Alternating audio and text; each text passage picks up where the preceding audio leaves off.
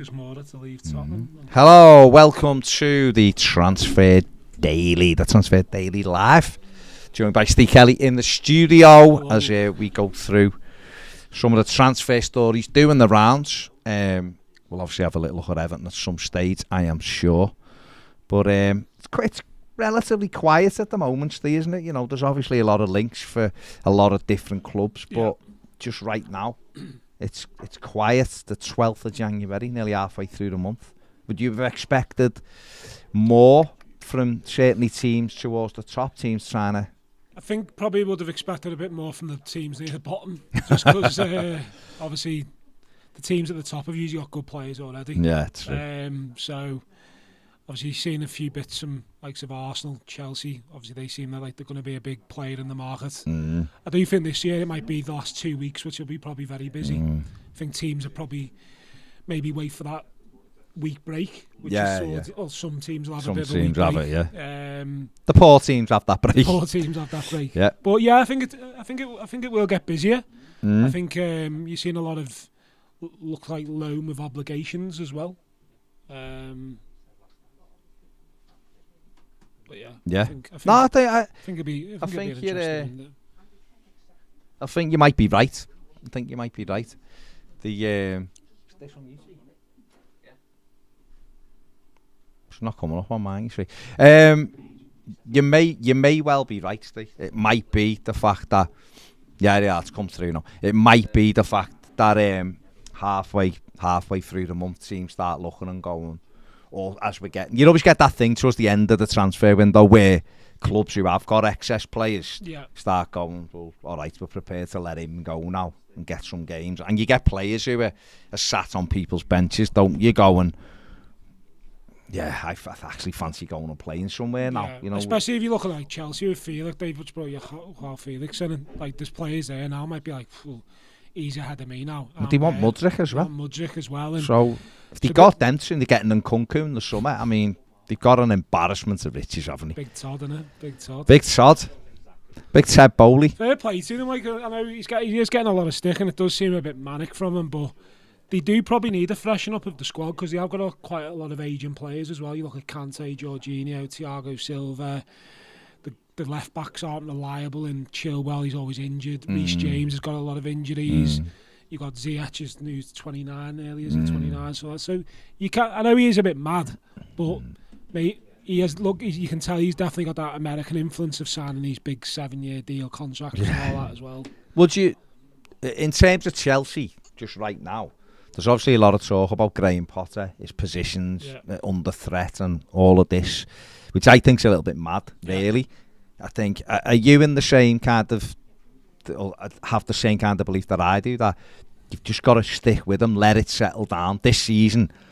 Bit of a write-off. No one, I was going to say, I was going to use the word write-off, and I guess any Chelsea fans watching will probably be like, what are you talking about, writing the season off, there's halfway to go. But what I mean, I don't mean write it off, but let things play out, because I think Graham Potter's a tremendous man, or will grow into a tremendous manager. I think he's done a brilliant job at Brighton, and if Chelsea are gonna put something in place similar to the way Manchester City have done it, you've almost got to let that play out. I mean, if we all remember Pep's first season at City wasn't. They were lucky to finish fourth that season.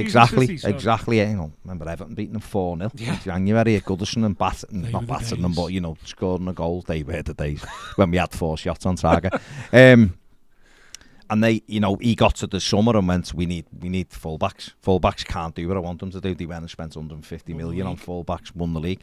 So it's almost like that, I feel, with Chelsea. It's a case of try and do as well as we can. I still think they'll be in the mix for the top 4. I think they'll hit a little bit of a run and they'll be fine. But just let everything settle down right now for Potter and then take it from there. Yeah, I think you're right. And I think the problem with Chelsea as well is the last time they changed the manager during the season, their manager went on to win the Champions League in Thomas Tuchel. Yeah. Like, I think sometimes fans have got take a bit of a step back as well. They're obviously owned by a different bloke now as well.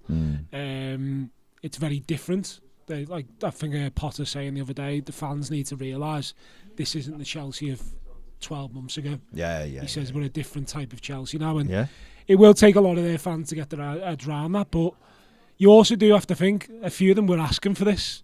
like asking for British manager to be given style of play, and I think you do have to give Potter time. He's a young manager. It's a big step up from Brighton to Chelsea. It's a huge step up, and I think once he implements his style to the players he's going to be getting on board, like the ones who you mentioned who are coming into the club, I think it will be a lot easier. Then it's a lot harder to implement your style on a 30-year-old or a 31-year-old sometimes. Well, don't forget, it's like Arteta. Sorry, with Arteta, you hear about Aubameyang saying he hasn't got the character with some of the older players, but the younger players believe in him. That could be the same way with Potter. And Arsenal had that season where they finished 8th. Chelsea might have to have that season where they finished 8th. Who he's worked with at Brighton, who is good, comfortable on the ball.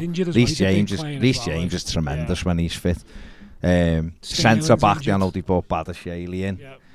Koulibaly for me was a shocking decision to bring him in. I remember people going on about him at Goodison, like he played well. I thought he was terrible that day, but he was up against nobody. He had cramp after 60 minutes. Exactly. He was one probably where you would have looked and gone, they could have done something better than that. But that was early days for the likes of for Bowley and all that. So I just think that, you know, if they do let it settle down, there's an opportunity there for Chelsea to really start to build something. Yeah, I think they should. If they want to do things properly, they need to give the bloke a bit of time as well. Well, he just brought Joao Felix. I mean, I spoke about him yesterday. Ped asked me about him yesterday. Has he got, you know, what are his best attributes and could he do it here? What are your thoughts on it? Yeah, he's obviously he's a good talent, and I know he's 23, and we shouldn't really be talking about him as a talent, but I said this stuff, I think me and you spoke about actually the other day about I'm just not sure where his best position still is. Every time I watch him, he's playing in sometimes off the left, sometimes off the right, sometimes in the middle. Seems like there's a bit of no managers really got the best out of him, and I think Simeone, if you want to be a Simeone type of player, you have to be a certain type of character as well. So obviously I don't know if he has got that.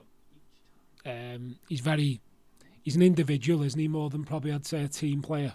Every time I've watched him, he doesn't really seem like he's going to run through brick walls for you like Simeone might. So he might suit Chelsea, but it is a big ask. The Premier League's a lot more physical than La Liga. He's never really played. He's quite a small kid, isn't he, as well? He's not the biggest. So it'll be interesting, but if he can perform the way he did in his early days, the Chelsea have got a good deal, but it is 11 million for a loan, which is quite steep as well. Yeah, I mean, technically, I think he's got everything. I think the physicality will be what will either stop him, or he'll cope with it. And if he copes, I remember Pato, talent, Alexander Pato, when he comes to the Premier League, a lot of people were like, "Wow, he's really good." He was at AC Milan, clubs like that, and then he comes to the Premier League, played one game because he couldn't deal with the physical aspects of the game. The whole thing is really it's such a tough league. It really is. People go on about it being the best. I've said it a million times. I'm not convinced it is. I think physical side of it and the power side of it quite clearly are the best in the world. If you can cope with that, you've got a chance. I think he's a lovely footballer, Joao Felix. Position, are we convinced on his position? I don't know. I think he's a 10 split striker. He can play off the sides, but he's not lightning paced. Links the play really well. So, but Potter, and I think, like you said there, physically, I don't know if you can play the wide players if you're not physically really good these days. Or you've got to be lightning. Yeah, you look at some of the wide players now, the big, tall, strong lads. It's not like Gakpo. You don't really get tricky wingers anymore. Not unless to play that role, you've got to really be either Messi level of dribbling ability or pacey.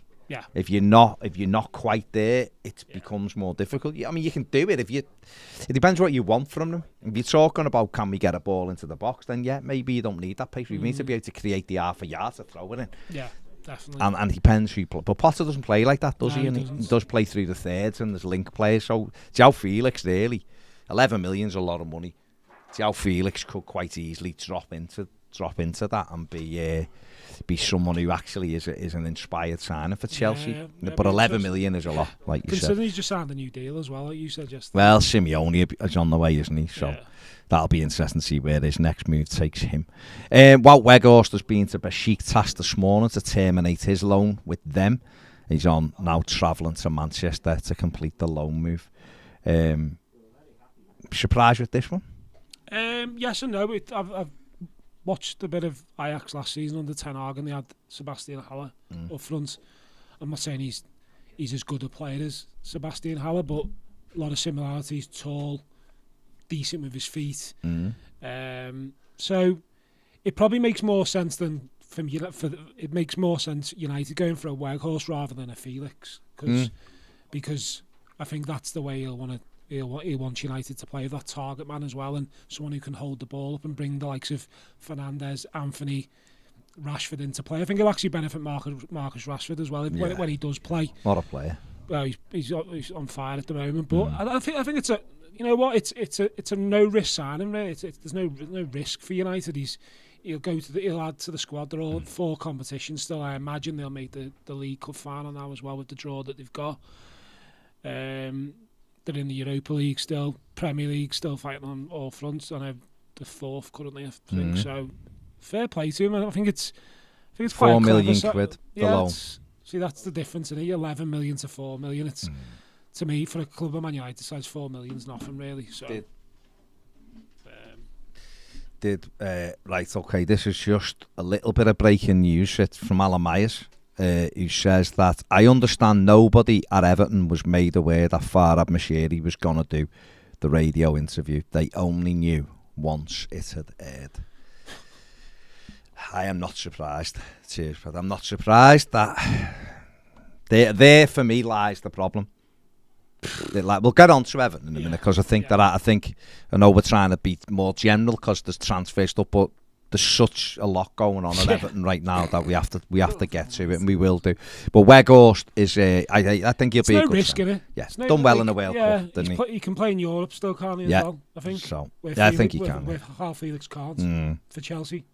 So, which is surprising me even more, actually, thinking about that now. Well, that'll be for the other side of it, won't it? For the Premier League, to give him I'm just options. thinking with that's the only competition. No. Well, yeah. Do you know what I mean? The top 4's vital for them, though. And so they may look at it that way, mightn't they? And and think, well, we need something to give us that extra little kick. And obviously, we spoke about Christopher and Nkunku, who will join Chelsea in the summer, which would be a tremendous signing, absolutely tremendous signing for them. So if they can hold it out, Chelsea, and ride it out, I imagine they'll probably go for Fernandes again in the summer, won't they? It doesn't look like it, unless they get him in January, but it's looking unlikely.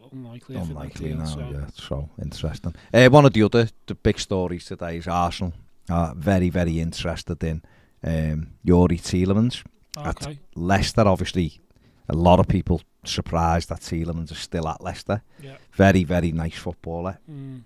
Okay, doesn't always do the hard 30 yards, but that's the way it is. But he's fond of striking a ball in from 25 yards, as we've seen at Goodison this season. Probably his only good game this season. Yeah. Is he? I know he scored one at Brentford early on, which was a tremendous strike. Is he? Or was that last season? Probably last season. Actually, yeah, because they played Brentford day 1, didn't he? And drew 2-2. Probably last season. Is he someone you think would do well at Arsenal? He could, but I just don't know if it's what they need.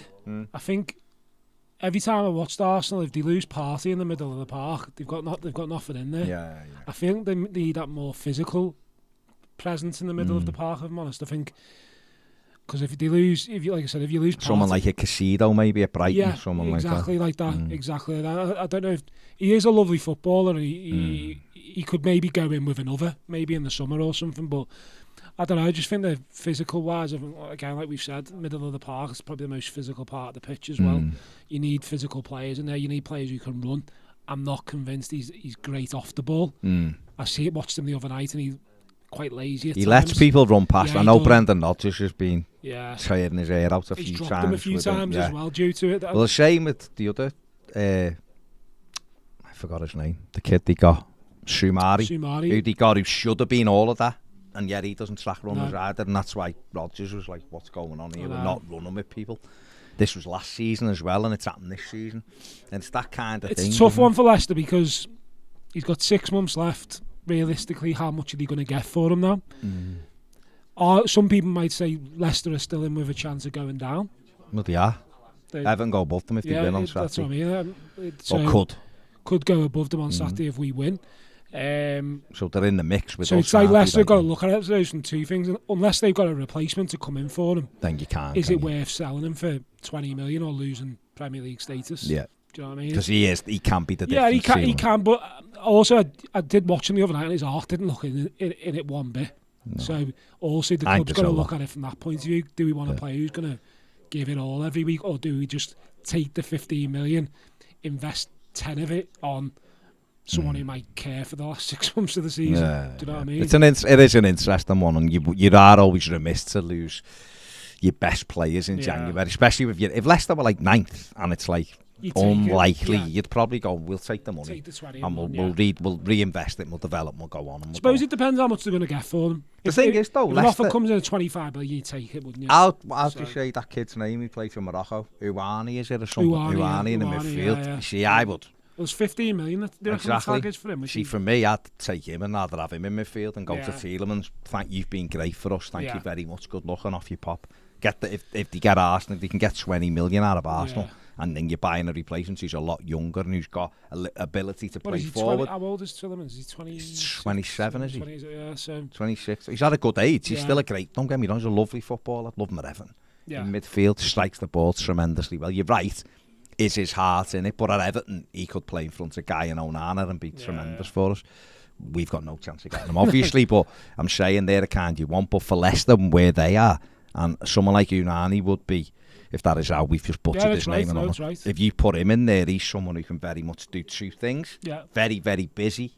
Wouldn't cost 22. Wouldn't cost if it is 15 million, wages would be good. Million, that is what Leicester have been really good at. So it'll be interesting to see whether they do that moving forward, or who Brendan Rodgers targets are. There's been talk of the lad at Bristol City, hasn't there, as well? Is it Scott?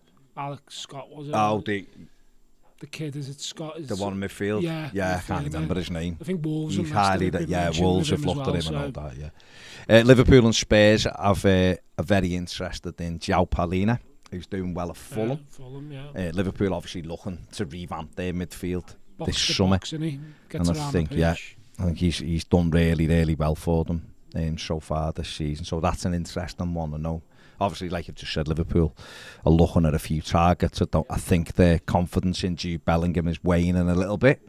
I think they should have got in the summer. He would have got. They'd have been at a clear run. I think next summer, City, Real Madrid want him. Chelsea are interested in him as well. Might even see Arsenal if they get. If Arsenal win the league, who says Arsenal won't get him? So Liverpool have backed themselves into a little bit of a corner, I think, with Bellingham, and they're gonna have a fight now to try and get him. So what they're doing is looking around. I know that Casido's someone they've looked at. Polina's on their list as well. There's obviously, someone. They did all right. Fulham with the recruitment in the summer. Done well. But again, starting from a lower base. Yeah. If you know what you want, and Marco Silva's now, he's got them playing really well. They're not going to be in any trouble about this season. I don't imagine, unless they have a terrible second half of the season. They can go sixth if they win tonight. So that's footy, isn't it? It's what it is at the moment. You get it organised. I've said it a million times today, and I'm sick of saying it.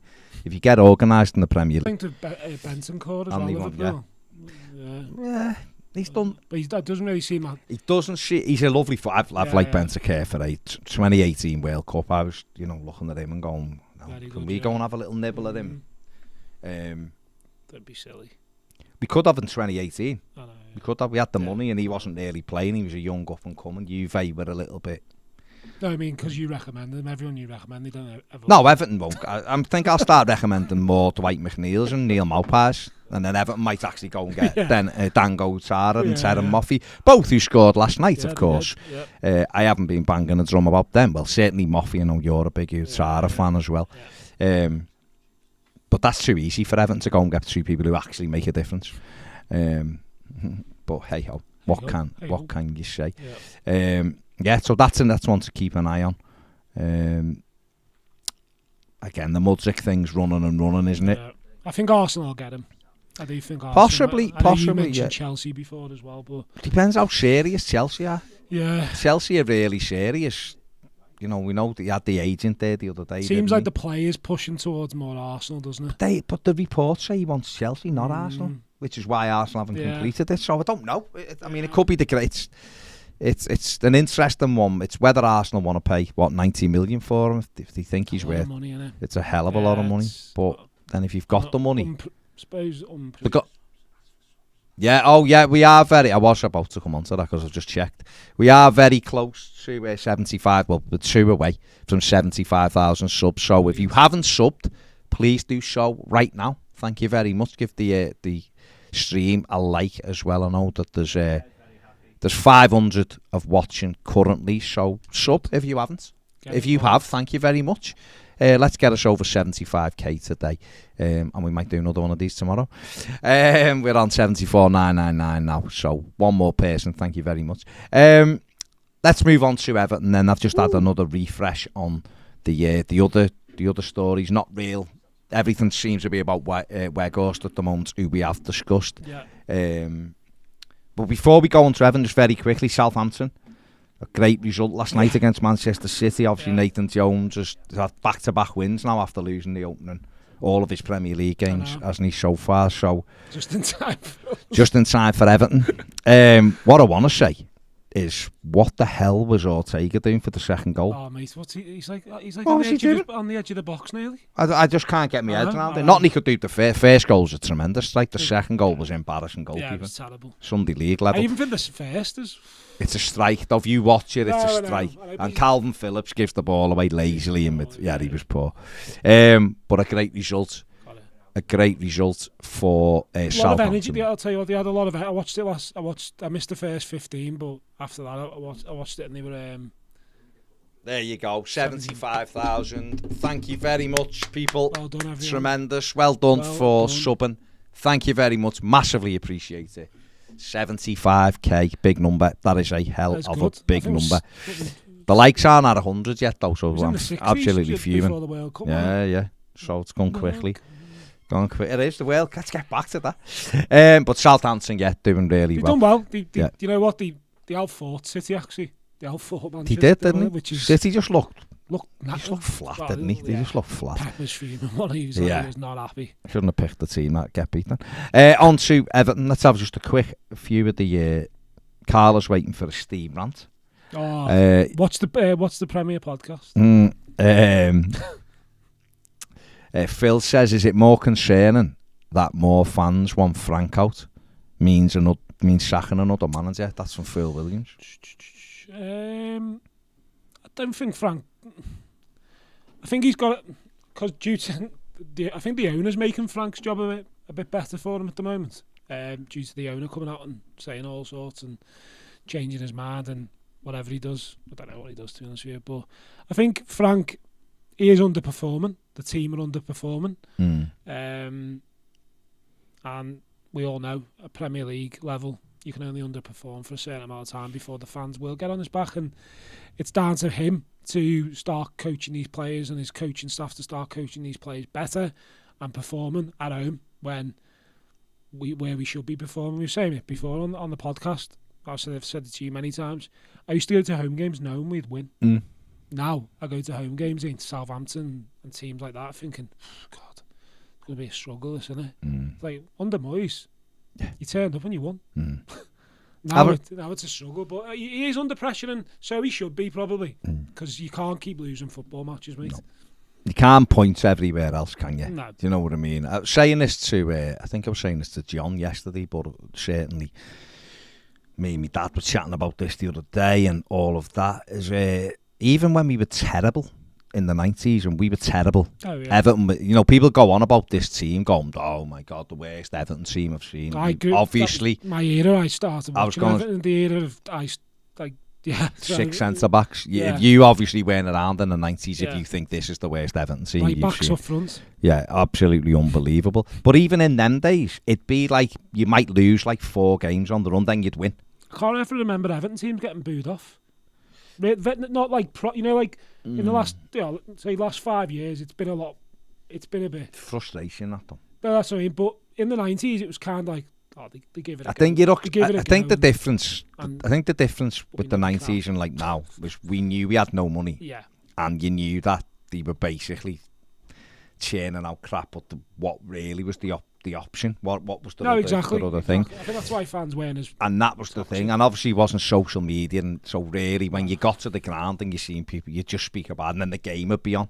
And therefore, you didn't have negative people all week making it a million times worse. You'd listen to Radio City, you'd listen to phone-ins and all that. It wasn't quite the same. Yeah. Where now, obviously, it's 100 innit? mile an hour all the time.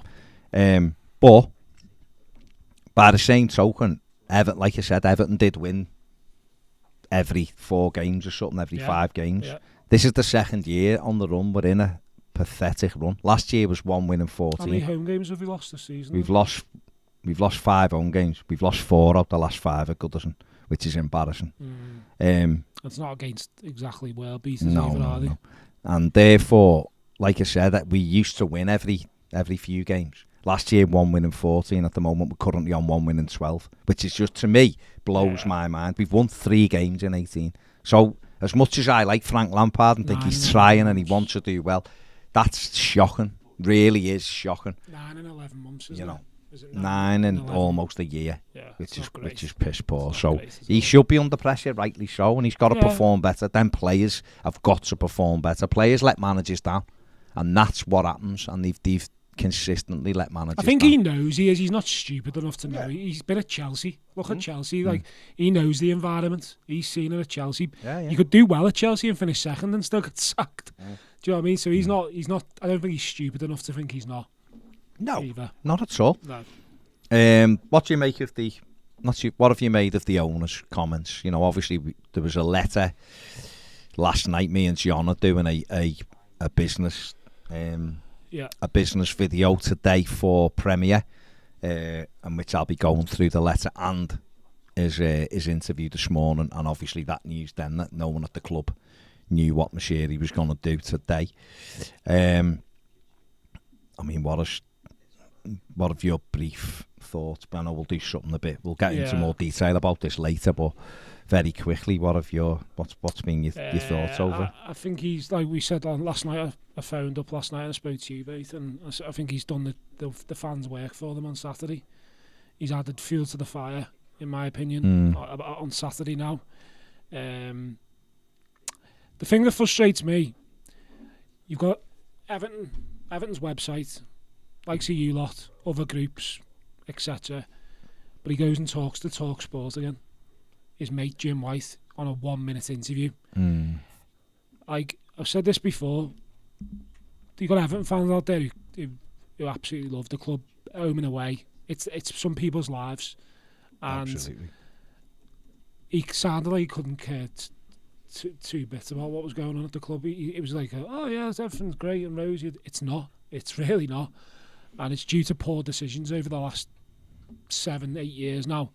And I mentioned this a couple of weeks ago, like bringing in Carlo Ancelotti, great manager, yes, but you don't bring in Champions League players when you're 10th in the Premier League or 12th in the Premier League, whatever it was we finished that season. In my opinion, he showed no class towards the fans with the comments about the fans have chose the manager. I didn't choose Rafael Benitez. I didn't choose Big Sam Allardyce. I didn't even choose Marco Silva. I didn't choose whoever else. He wanted Roberto Martinez last January by all accounts, didn't he? Do you know what I mean? Like, Christ. I didn't choose Roberto. We had Thomas Tuchel, he was desperate for it. We had Ralph Rangnick at the time. Not even that. I'm talking about last January when I was talking trying to bring him back. I'm just saying when we first chose him. But to me, and people might disagree, but it does sound, if you wouldn't have known anything else, it sounded a bit like a Bill Kenwright interview, which happened when he was owner of the football club. It was very like, everything's rosy and we're going to be all right. The reality is the Premier League's a lot stronger now, and Everton are only going one way under this ownership, sadly. And I'm like you, you want to try and see the positives sometimes, but it's hard when you're just seeing crap after crap every season and you're getting fed lies. And his statement just then, what Alan Meyer just posted out, just sums it all up. The lack of communication. We always say the most important thing at a football club is communication. In any industry, not just football. If you're at home with your bloody wife at home, you've got to communicate with your wife. If you don't communicate, she'll have a go at you. And for him to just go full, it sounds like he's gone full rogue again and just done whatever. Yeah, and And fair play to the fans. I've just seen obviously Alan Stubbs and Michael Ball have now signed the letter to the fans group as well, which good on them as well, because they work for, well, one of them works for the Echo, one of them works at Merseyside. I think Stubbs is doing the commentary at Merseyside at the moment as well. Like, I think it takes a lot of balls, and I think more players have got to stand up to these people as well and help the fans. And I think for the first time, the fans are all actually together, which it needs to be. And like I said last night, I understand people have commitments after the game on Saturday and you work, that's fine. But if you can spare 5 minutes, 10 minutes of your time on Saturday, just stay at your seat, shout whatever you want. It's our club, and the reality is, once Farhad Moshiri leaves this club, we won't ever remember it. We'll never remember him again. Yeah, he's going to give us a new stadium, brilliant, which is now 700 and odd million, whatever it is.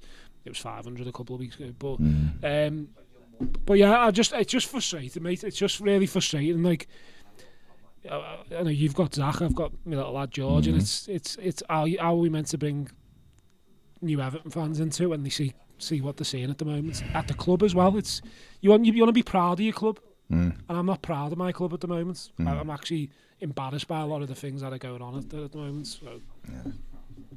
No, it's difficult to disagree with any of that. It's just kidding. It's like you said there about the 90s. At least you could accept it in a way because you knew we had no money and you knew we were badly. We weren't a very good team or whatever. But the bloke's pumped nearly £600 million worth of money into the club, and he's made terrible decision after terrible decision, managerial, board level, director of football, players getting involved last season, getting El Ghazi on loan and letting Dean go to Villa, like stuff like that. It's just mental. It's mad.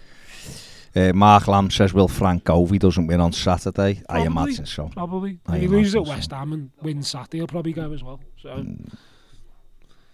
that's it, yeah. It's very reminiscent of Marco Silva. It was a matter of time if Marco won it. When, not if. Yeah. That's how it feels, sadly. Yeah. Sadly, that's how it feels. But yeah, you just look at it and go. It's hard, and it's hard to keep yourself going with it all the time. Sometimes it's hard to stay positive as well, because there's a lot to be positive about the moment. Yeah, definitely. I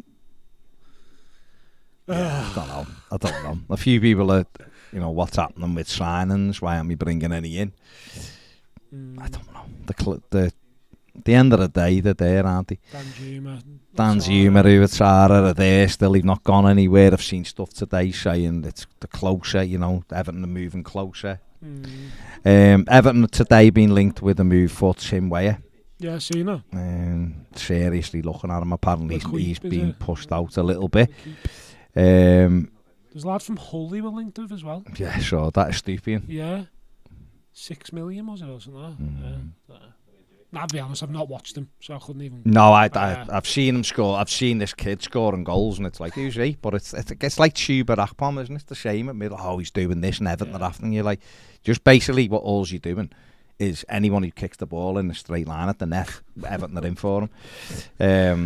Yeah. But listen, it is what it is. Matheus Pereira been mentioned quite a few times. He's been mentioned quite a few times over the last year, hasn't he? As someone who could have made a difference. Maybe Moshiri might bring him and Vita in as a meal deal. So. Vita's quite happy where he is, I think, on big money. I don't think he's really. Vita and Matheus, welcome. It is. Welcome them in. Yeah. It's just, it is what it is, isn't it? Everton do need to move. It is a little bit bizarre that they're still. We're not going to have a new player by Saturday, are we? No. So, to let another week go by is a little bit bizarre for me, especially where we are. And when you look at it and think other teams are making moves to bring, even if it just changes the mood, Everton are going into a game at the weekend, which is a huge game of football. No, it's a huge game of football. Yeah. It's a must-win, isn't it? The crowd, they know there's a demonstration. Yeah. The owners just pour petrol on the fire. And yet there still seems to be no urgency to get deals done. No, it's embarrassing. It is embarrassing.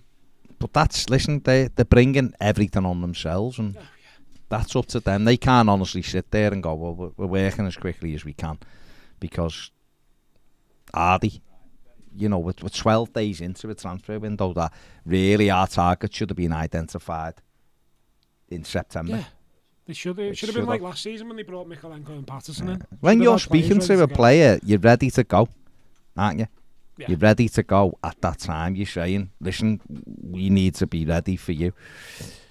Yeah, it's great. You know, something else coming out. Alex Iwobi, Jordan Pickford and Anthony Gordon are all keen to sign new deals at Everton. I bet they are. It's been the talk for a while now, though, hasn't it? It's whether they sign the new deals or not. I mean, I'd probably hold off of ours, Everton, until the end of the But the latest thing is Everton have withdrawn all the contract offers. Good. Won't discuss it till the summer, which kind of makes sense. Yeah. Can't give Alex Iwobi £100,000 a week and then you're in the championship. So, anyway, let's leave it there. We will obviously, if you are a Toffee TV Premier member, we will be back at 5 o'clock to do stuff with that. You'll also be seeing something me and John doing in terms of business. Steve's in the house, so we'll be doing something with him as well. So make sure you hit the like button, subscribe if you haven't. Thanks for getting us over 75,000 subs. We'll see you later. Have a good day.